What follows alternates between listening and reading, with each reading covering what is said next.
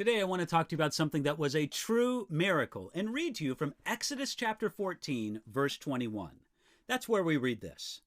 Then Moses stretched out his hand over the sea, and the Lord caused the sea to go back by a strong east wind all that night, and made the sea into dry land, and the waters were divided. This great event, the parting of the Red Sea, has been acted out in movies, such as The Ten Commandments or The Prince of Egypt. And it's also been displayed in paintings.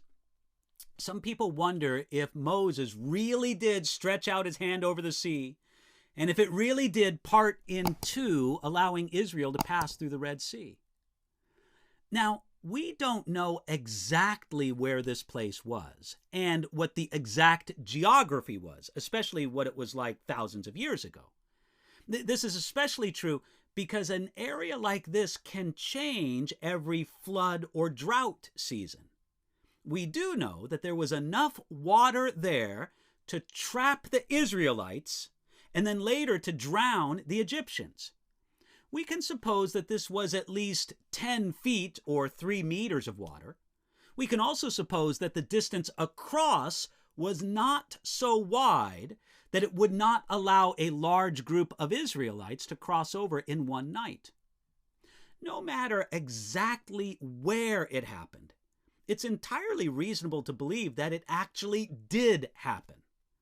Many years ago in the newspaper, the Los Angeles Times, a man named Thomas Mao wrote an article titled, "Research Supports Bible's Account of Red Sea Parting."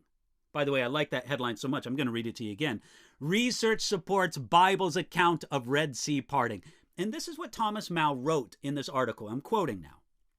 Sophisticated computer calculations indicate that the biblical parting of the Red Sea, said to have allowed Moses and the Israelites to escape from bondage in Egypt, could have occurred precisely as the Bible describes it.